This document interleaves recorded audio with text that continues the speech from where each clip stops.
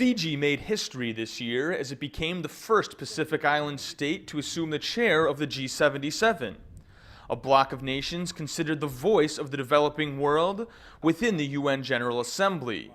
This week, it is making history again, as it hosts a high-level panel on the future landscape of South-South cooperation. Our efforts should aim to enhance the solidarity of the Group of 77 in order to improve the development efforts of southern countries. We must work together to strengthen the role of the Group of 77 and reshape the architecture of the UN development system in support of our aims.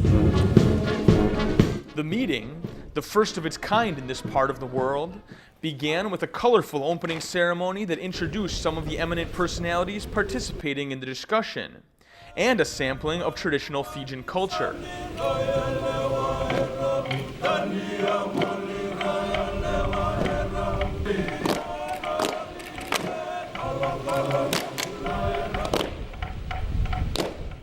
The guest of honor on this panel was Bolivian President Evo Morales, who became the first South American president in history to make an official visit to the Pacific Islands. First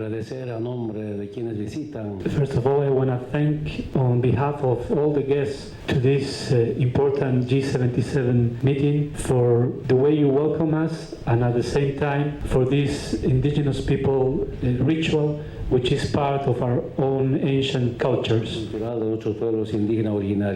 Participants at this event, which included numerous heads of state and government and other highly esteemed international officials, called for more inclusive approaches to South-South cooperation, like the sharing of useful tools like information and communication technologies that can spread economic growth across borders and regions. We need to innovate. We need to become more competitive. And in order to be more competitive and innovate, we need to rely more on technologies.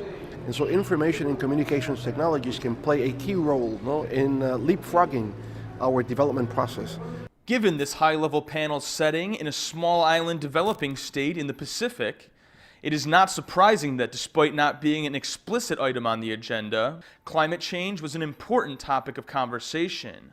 Moana Kilauea, the Prime Minister of Vanuatu, described the need to shift global perspectives on this issue in order to ensure the long-term survival of countries like his own. The reality is there. Climate change, it's a fact. We have now what you call the water raising over water, and it's affecting our population at large.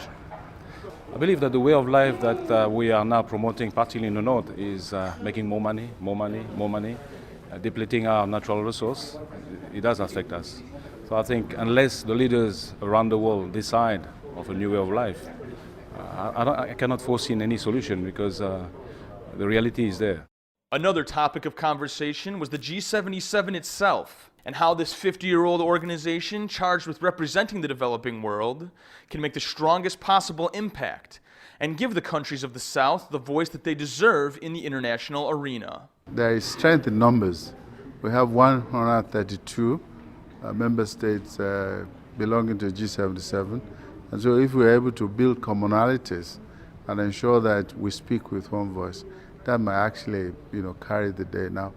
And I think going forward, with the MDGs almost ending in 2015, we need to complete that process. Ultimately, this has to feed back into the wider group and for their consideration.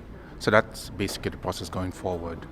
The idea here is to generate some fresh thinking about the whole idea of South-South cooperation. Those assembled here in Fiji agreed on the need to forge stronger links between the countries of the Global South and on the enormous benefits that can be achieved through South-South cooperation. They hope that the discussions they have here will have wide-reaching ramifications when these eminent personalities return home and help the countries of the Global South achieve long-lasting sustainable development. Connor Schratz, South-South News, in Natadola Bay, Fiji.